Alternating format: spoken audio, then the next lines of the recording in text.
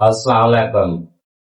की हाल चाल है वीरो? उम्मीद करते सब खैरियत नाल ही होंदे ते खास करके मेरे परदेसी भरा ने ना जेड़े उन्हां दी हासे वालियां मजाक वालियां वीडियो फनी वीडियो बनाई दियां सुन के दिल परचांदे रहन। परदेस बड़ी मिठी जेल आ।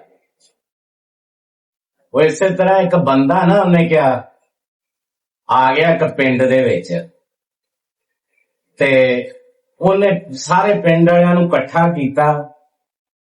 ਇਕੱਠਾ ਕਰਕੇ ਉਹਨੇ ਕਿਹਾ ਕਿ ਮੈਨੂੰ ਰੋਟੀ ਦਿਓ, ਜੇਕਰ ਤੁਸੀਂ ਰੋਟੀ ਨਹੀਂ ਨਾ ਦੇਣੀ ਤੇ ਮੈਂ ਤੁਹਾਡਾ ਸਾਰਿਆਂ ਦਾ ਉਹੀ ਹਾਲ ਕਰਨਾ ਹੈ ਜਿਹੜਾ ਮੈਂ ਪਹਿਲੇ ਪਿੰਡ ਵਾਲਿਆਂ ਦਾ ਕੀਤਾ।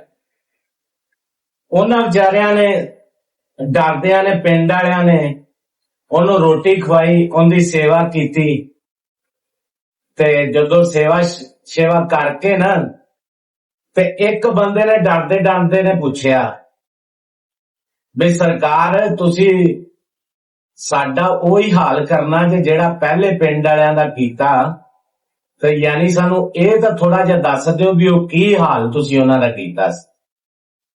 ਜੋ ਬੰਦਾ ਚੁੱਪ ਕਰਕੇ ਹੌਲਾ ਜਿਹਾ ਆਸਤਾ ਜਿਹਾ ਬੋਲਿਆ, ਉਹਨੇ ਕਿਹਾ ਵੀ ਉਹਨਾਂ ਸਾਰੇ ਪਿੰਡ ਵਾਲਿਆਂ ਨੇ ਮੈਨੂੰ ਰੋਟੀ ਨਹੀਂ ਦਿੱਤੀ ਤੇ ਮੈਂ ਪਿੰਡ ਛੱਡ ਕੇ ਇੱਥੇ ਆ ਗਿਆ।